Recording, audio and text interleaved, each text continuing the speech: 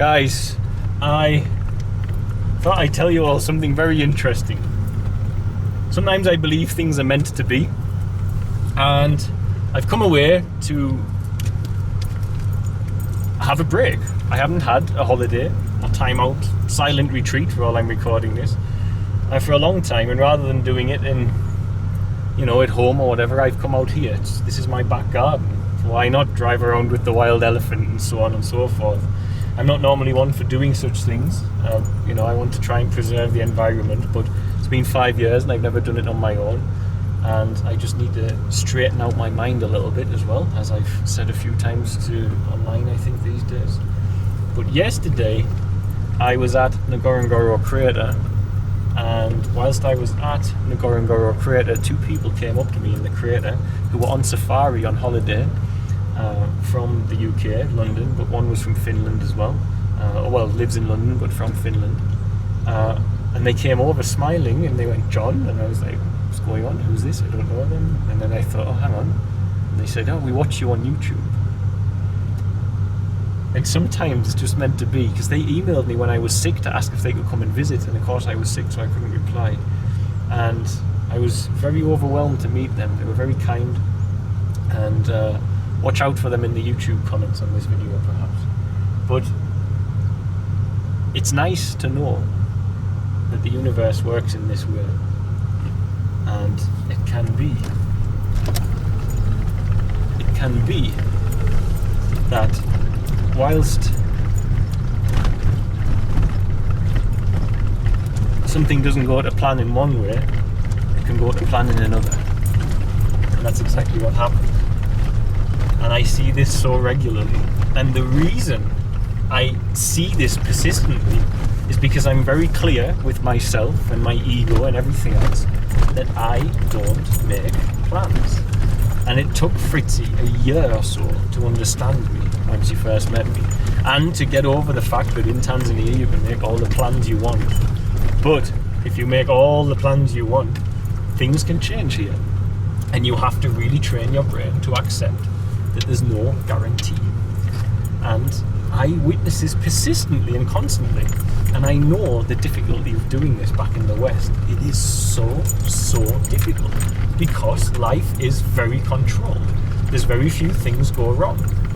You can make a plan, and it happens. You stick to your plan because the plan happens. Yesterday, Fritzy made a plan to go to the local city with Aslan and her sister to do some shopping. She couldn't get home for 38 hours because the car broke down, then it got stuck while she was driving to my friends, the other animal rescue that we know, and he had to come and pull her out. Then she had to stay at a lodge, and then it broke down again after it was fixed. And TIA, this is Africa. This is what we say. We smile and we say TIA, this is Africa. Because life's a little less safe. There's no paved streets, so on and so forth. And that's why I'm very lucky that in this part of the world, it forces me to be that way. It forces me to be accepting of constant change. So I have to ask the question of the West and the change, the difficulty there. But how it can be, with that, I mean the fact that everything's always happening. Just happening. And you make a plan. You have to make your own life happen a lot of the time. You want to change your job, you have to find it. You want to go and help someone, you have to go and find it. Here, I can just go for a walk and it can happen. God can guide me in that way. I've seen me walk out of a field of maize, and right there, where I walked out of a huge field of maize with my friend Emmanuel, the Rasta, who many of you know from the videos, there was a man in a wheelchair just sitting there, and his catheter bag was rotten, and he didn't have the money to go to hospital, and he plugged it up with chewing gum, so as he could stop the leakage from his body using chewing gum. And he said, "I don't know why I'm here." He said, "I just decided to wheel myself down this dirt road, and then I was just sitting here wondering what I was doing, and now he's a very dear friend of mine, and we help him a lot, and God obviously told him to go there." And at the same time, the guy who walked out of the maize field ahead of me, there was no path through the field, who found his own way, was also directed by God. Thus, both of their minds were silent enough for an angel to say, "Go that way." But sometimes in the West, I think it's not that the angels are not present. It's that I keep saying, we're so absorbed in false light. And even the natural light is bouncing off adverts and stuff like this. So even the natural light is hijacked these days, you know. So, yesterday I met some people in the crater who watch part of the YouTube audience. And those guys wouldn't have met me if I'd had plans, because I wasn't planning to go to the crater yesterday. I just accepted that I was going to the crater yesterday because I tried to come here and I didn't see what I wanted to see because I got here so late. So I said, okay, let me go ad hoc, go to the crater. Just random. What was meant to be, you know. It was their last day in Tanzania as well. It was meant to be. And that is the importance of having no plans. Definitely the best way. Right, I'm gonna get off. I'm looking for now tree climbing lions, and if Great Spirit so wishes, a leopard. I saw a leopard here before. Very elusive being. What?